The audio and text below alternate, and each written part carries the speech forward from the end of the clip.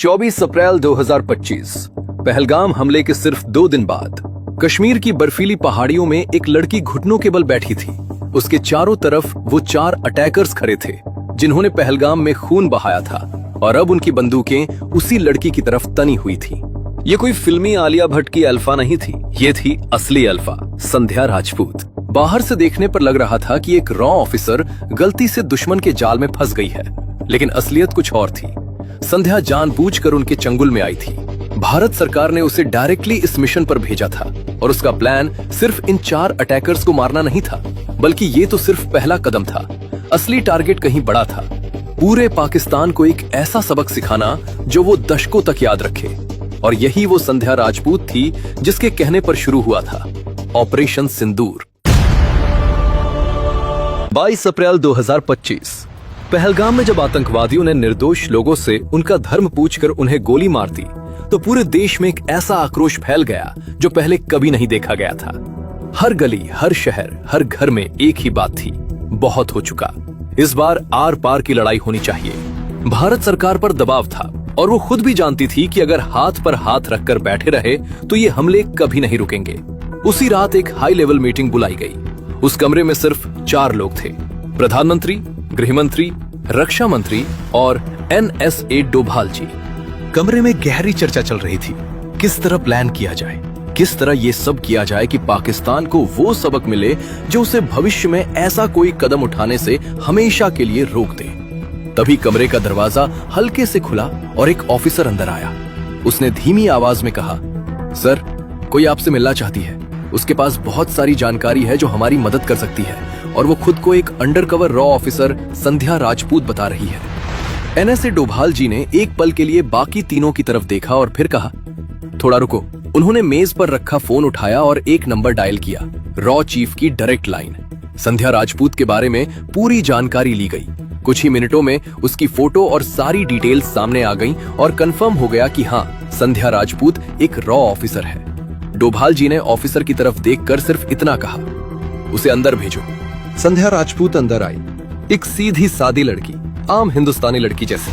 लेकिन जब उसने बोलना शुरू किया तो उस कमरे में मौजूद हर शख्स की नजरें उस पर टिक गईं। उसने कहा, सर, अगर हम इन आतंकवादियों को रोकना चाहते हैं तो हमें इनकी जड़ों को खत्म करना होगा, क्योंकि मैंने सारी जानकारी इकट्ठी कर ली है। जिन आतंकवादियों ने हमला किया उनमें से 3 पाकिस्तानी थे और एक वहां का लोकल आदमी।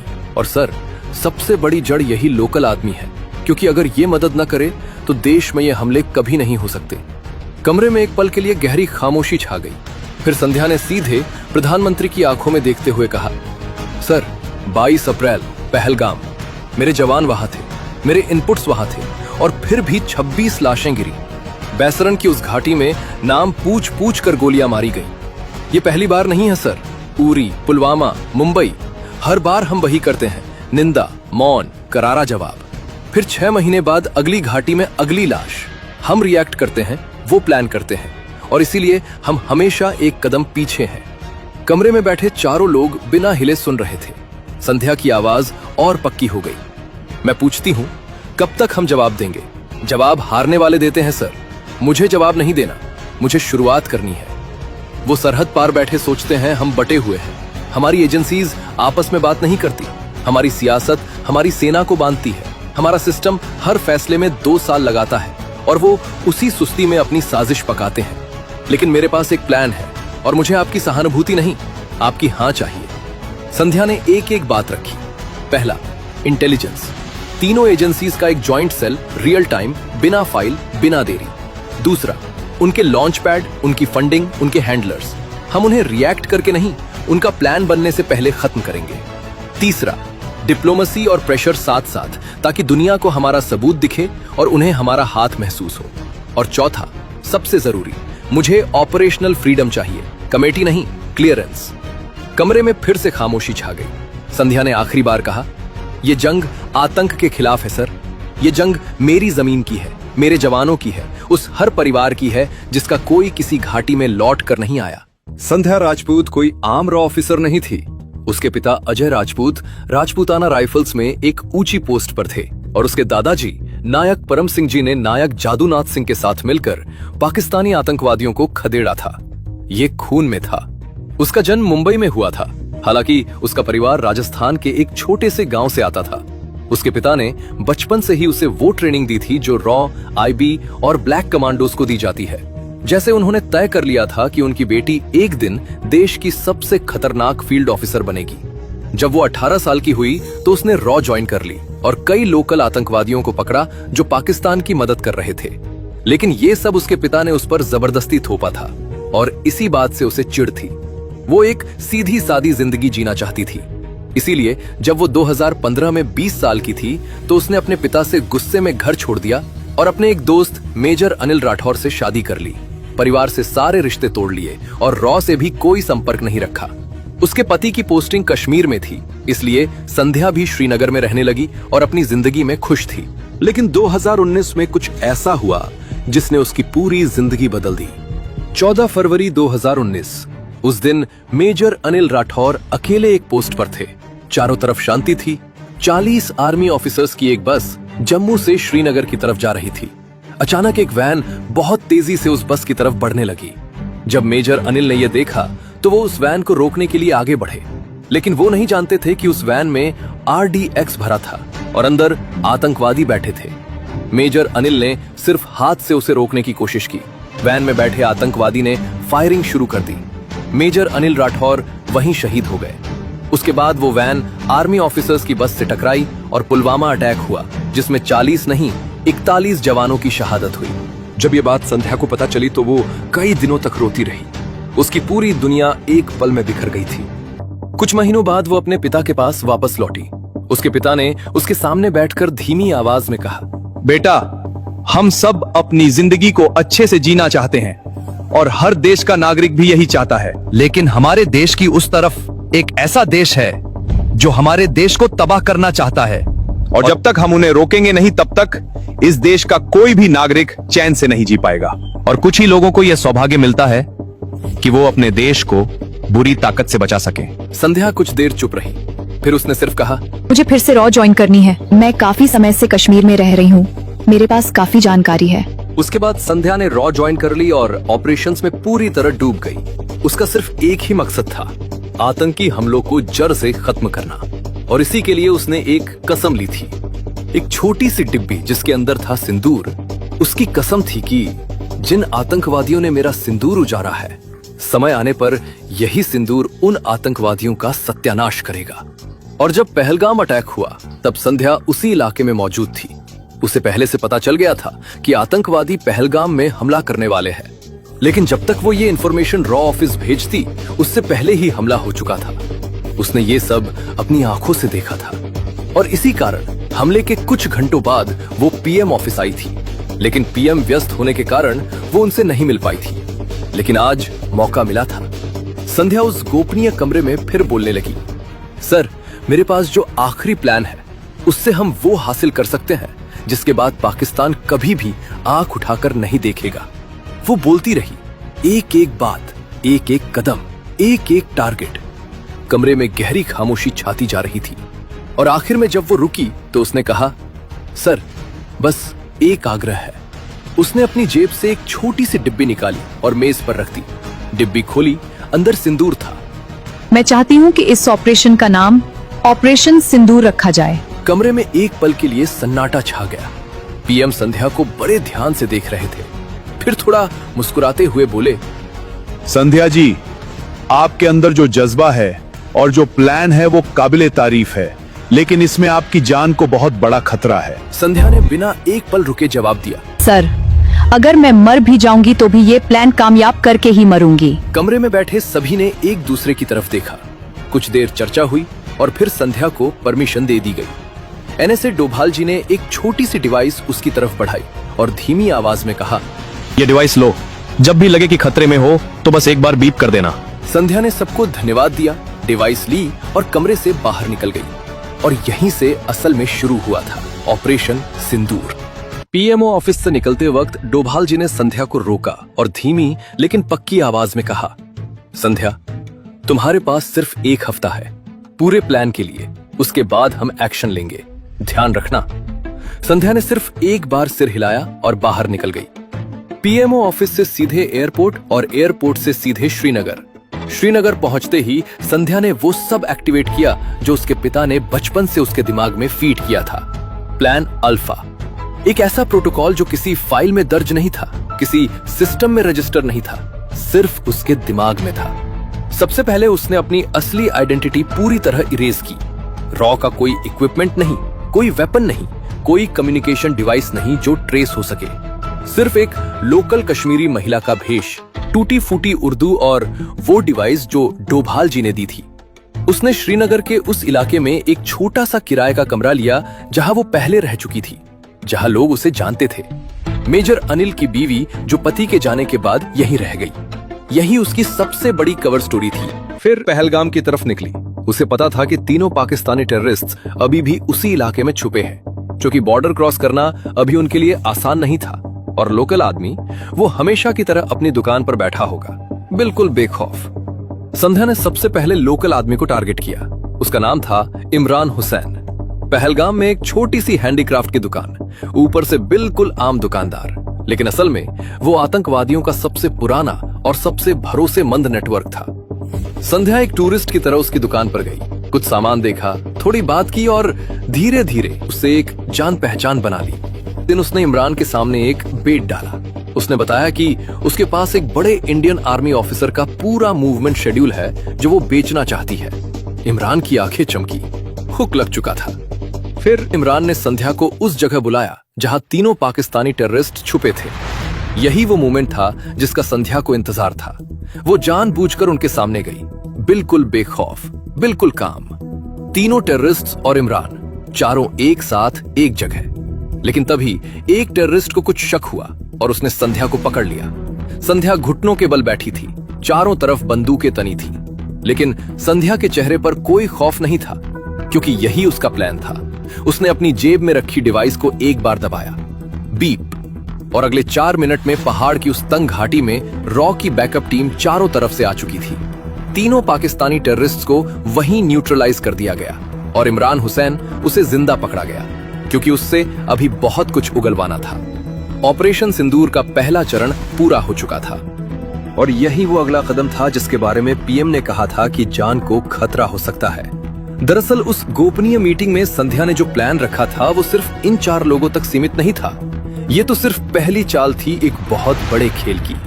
संध्या का असली प्लान ये था कि जब तीनों आतंकवादी मार दिए जाएंगे तो जैश ए मोहम्मद संगठन तक ये खबर पहुंचाई जाएगी कि तीनों पकड़े गए हैं, मारे नहीं, पकड़े गए हैं। इसका मतलब था कि उनके पास वो सारी जानकारी है जो ये तीनों जानते थे। ये सुनते ही जैश ए मोहम्मद का आका मसूद अजहर हरकत में आएगा और किसी न किसी तरह उन्हें छुड़ाने की कोशिश करेगा, और जैसे ही वो हरकत में आएगा उसकी पूरी चेन सामने आ जाएगी। ये ट्रैप था और शिकार खुद चलकर आने वाला था। लेकिन इसके लिए संध्या को खुद पाकिस्तान जाना था, बॉर्डर के रास्ते, अकेले। बॉर्डर पार करते ही पाकिस्तान में कई सालों से मौजूद एक रॉ ऑफिसर उसका इंतजार कर रहा था, जो उसे सेफली पंजाब, पाकिस्तान तक छोड़ेगा। उसके बाद आगे का काम संध्या को अकेले करना था। जब तीनों आतंकवादी मारे गए तो संध्या ने इमरान हुसैन को अपनी अल्फा टीम की दोस्त तृप्ति को सौंप दिया और जाते जाते कहा, इससे जितना उगलवा सको उगलवाओ। इस जैसे कितने गद्दार इस देश के अंदर बैठे हैं, एक एक को पकड़ कर उठाओ। और उसी रात संध्या पाकिस्तान में दाखिल हो गई।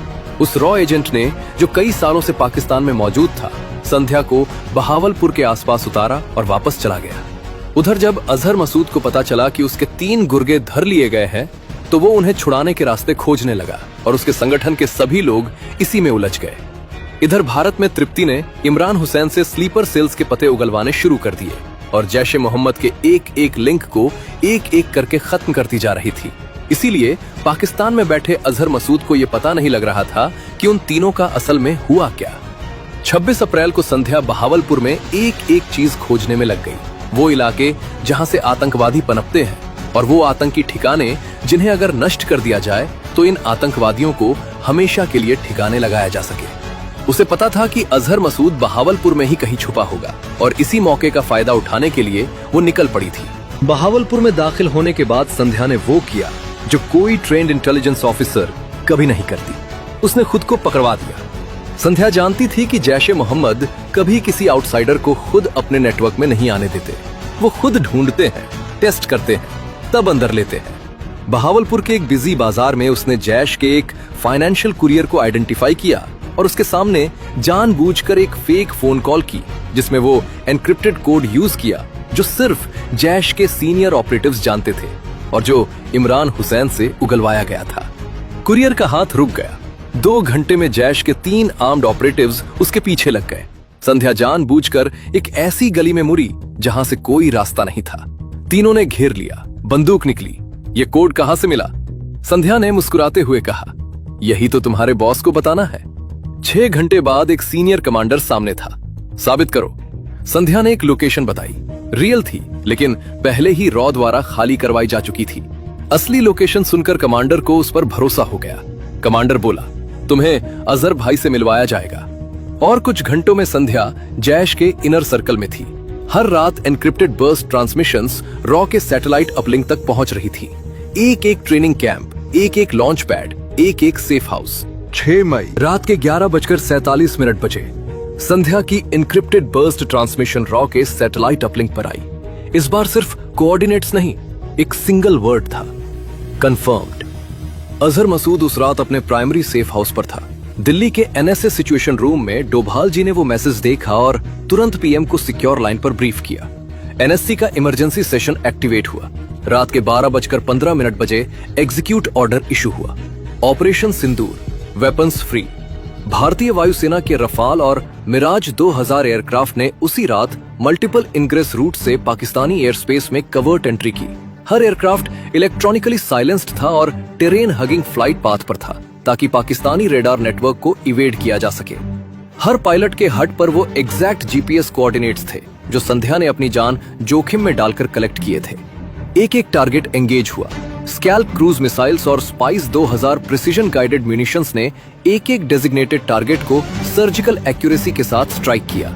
Training facilities, IED assembly points, weapons caches, command and control centres, हवाला नेटवर्क्स के फाइनेंशियल हब्स और वो लॉन्च पैड्स जहां से हर बार भारत के खिलाफ ऑपरेटिव्स भेजे जाते थे। हर स्ट्राइक का ब्लास्ट रेडियस कैलकुलेट किया गया था ताकि कोलैटरल डैमेज मिनिमम हो। 9 टारगेट्स, 9 डायरेक्ट हिट्स। हालांकि Azhar Masood last minute intelligence के आधार पर प्राइमरी लोकेशन से एक्सफिल्ट्रेट हो गया था, लेकिन उसकी पूरी operational infrastructure, command structure, logistics chain और डेकेड्स में बिल्ड की गई टेररिस्ट इकोसिस्टम सब कुछ ध्वस्त हो गई। पाकिस्तान को समझ आने में कुछ मिनट लगे कि हुआ क्या, लेकिन उसी रात जैश के काउंटर इंटेलिजेंस यूनिट ने एक अनोमली डिटेक्ट की। पिछले कुछ दिनों में जितने भी टारगेट्स स्ट्राइक हुए थे वो सब वही लोकेशंस थीं जहां जहां संध्या गई थी। उन्होंने बैक ट्रेस किया। पैटर्न मैच हुआ। संध्या को उसी रात उसके कमरे से उठा लिया गया। एक बंद कमरे में 4 आर्म्ड गार्ड्स के बीच संध्या बैठी थी। हाथ जिप टाइट थे और सामने जैश का सीनियर इंटेलिजेंस चीफ था।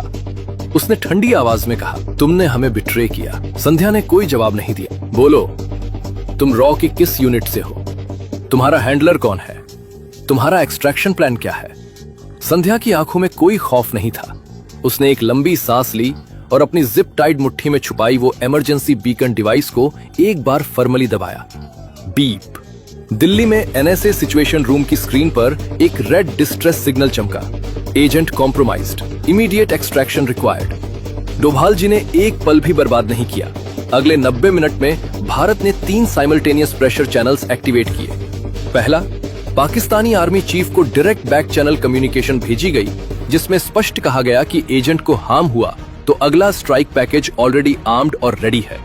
दूसरा, यूएन सिक्योरिटी काउंसिल में भारत के परमानेंट रिप्रेजेंटेटिव ने इमरजेंसी सेशन रिक्वेस्ट की और पाकिस्तान के खिलाफ कॉन्क्रीट एविडेंस प्रेजेंट किया। तीसरा, 3 एलाइड नेशंस के इंटेलिजेंस चीफ्स को क्लासिफाइड ब्रीफिंग दी गई और पाकिस्तान पर कोऑर्डिनेटेड डिप्लोमेटिक आइसोलेशन का प्रेशर बनाया गया। पाकिस्तान के पास कोई ऑप्शन नहीं बचा। संध्या राजपूत को रिलीज करना पड़ा। वाघा बॉर्डर क्रॉसिंग पर जब संध्या ने भारत की जमीन पर पहला कदम रखा तो वहां सिर्फ एक गाड़ी खड़ी थी। डोभाल जी खुद आए थे। कोई फनफेयर नहीं, कोई कैमरा नहीं, कोई ऑफिशियल रिसेप्शन नहीं, बस 2 लोग। संध्या ने गाड़ी में बैठने से पहले अपनी जेब से वो छोटी सी डिब्बी निकाली, खोली। सिंदूर अभी भी वहीं था। डोभाल जी ने देखा और कुछ नहीं कहा। संध्या ने आंखें बंद की। अनिल, कसम पूरी हुई। डोभाल जी ने धीमी आवाज में कहा, देश तुम्हारा कर्ज कभी नहीं चुका पाएगा। संध्या ने सिर्फ इतना कहा, ये कर्ज नहीं था सर, ये सिंदूर था। ऑपरेशन सिंदूर।